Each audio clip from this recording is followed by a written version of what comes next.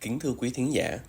chương trình hôm nay sẽ đề cập đến một nội dung pháp lý quan trọng liên quan đến dự thảo nghị định sửa đổi bổ sung Nghị định số 31/2021/ND-CP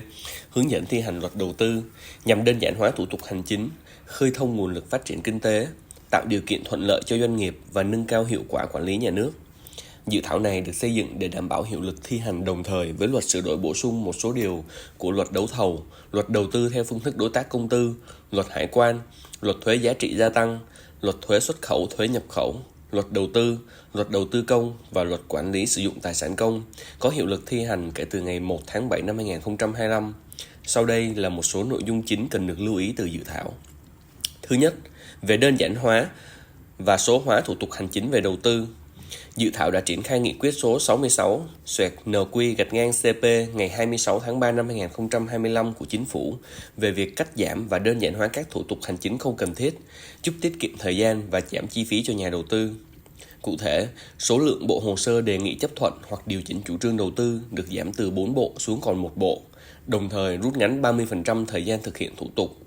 Ngoài ra, dự thảo hướng tới mục tiêu 100% thủ tục liên quan đến doanh nghiệp được thực hiện trực tuyến, đồng thời nhà đầu tư nộp hồ sơ bản điện tử sẽ được ký xác thực bằng chữ ký điện tử.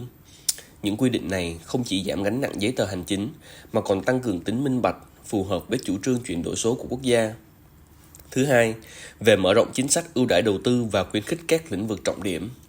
Thực hiện nghị quyết số 57/NQ-TW ngày 22 tháng 12 năm 2024 của Bộ Chính trị, dự thảo bổ sung các ngành nghề thuộc lĩnh vực khoa học công nghệ, đổi mới sáng tạo, chuyển đổi số và phát triển nguồn nhân lực vào danh mục ngành nghề ưu đãi đầu tư và đặc biệt ưu đãi đầu tư. Cụ thể, các hoạt động được bổ sung bao gồm đầu tư xây dựng hạ tầng trung tâm dữ liệu lớn, hạ tầng điện toán đám mây, hạ tầng di động 5G từ 5G trở lên, và sản xuất các sản phẩm công nghệ chiến lược. Những quy định này được kỳ vọng sẽ tạo cơ chế đột phá, thu hút nhà đầu tư trong và ngoài nước, thúc đẩy phát triển các lĩnh vực công nghệ cao, đặc biệt trong bối cảnh xu thế dịch chuyển nguồn cung ứng công nghệ toàn cầu. Ngoài ra, nhằm đáp ứng thực hiện hiệu quả chủ trương sắp xếp đơn vị hành chính theo mô hình 2 cấp, gồm cấp tỉnh và cấp xã, dự thảo đã điều chỉnh quy định về xác định ưu đãi đầu tư theo cấp huyện bằng cách áp dụng nguyên tắc xác định địa bàn ưu đãi đầu tư dựa trên đơn vị hành chính cấp xã nhằm đảm bảo chính sách được triển khai liên tục, thông suốt và bảo vệ quyền lợi của nhà đầu tư. Thứ ba, về điều chỉnh quy định liên quan đến thời hạn và tiến độ thực hiện dự án. Hiện nay, Nghị định số 31/2021/ND-CP chỉ tính thời gian hoạt động của dự án từ ngày có quyết định giao đất, nhưng chưa quy định rõ về tiến độ thực hiện, gây khó khăn cho nhà đầu tư trong trường hợp chậm bàn giao đất. Dự thảo đã khắc phục vấn đề này bằng cách xác định thời gian tính tiến độ, bắt đầu từ ngày nhà đầu tư thực sự được bàn giao đất trên thực địa, thay vì chỉ từ ngày có quyết định giao đất, cho thuê đất hoặc chuyển đổi mục đích sử dụng đất. Quy định này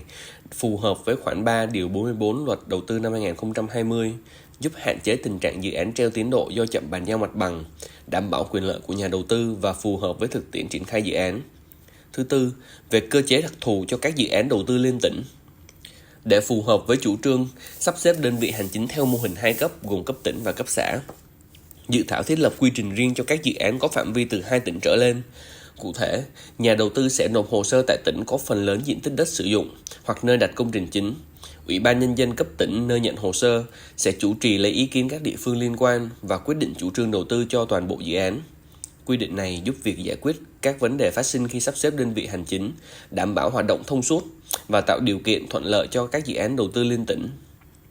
Thưa quý thính giả, dự thảo sửa đổi bổ sung Nghị định số 31/2021/ND-CP là một bước tiến pháp lý quan trọng thể hiện quyết tâm của Chính phủ trong việc tạo môi trường đầu tư minh bạch, thuận lợi và cạnh tranh.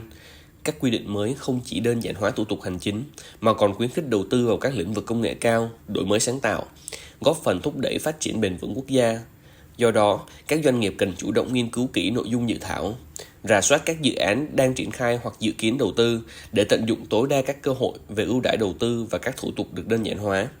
Đồng thời, doanh nghiệp cần tuân thủ nghiêm túc các quy định pháp luật về đầu tư, môi trường và đất đai nhằm hạn chế rủi ro pháp lý trong quá trình thanh tra, kiểm tra.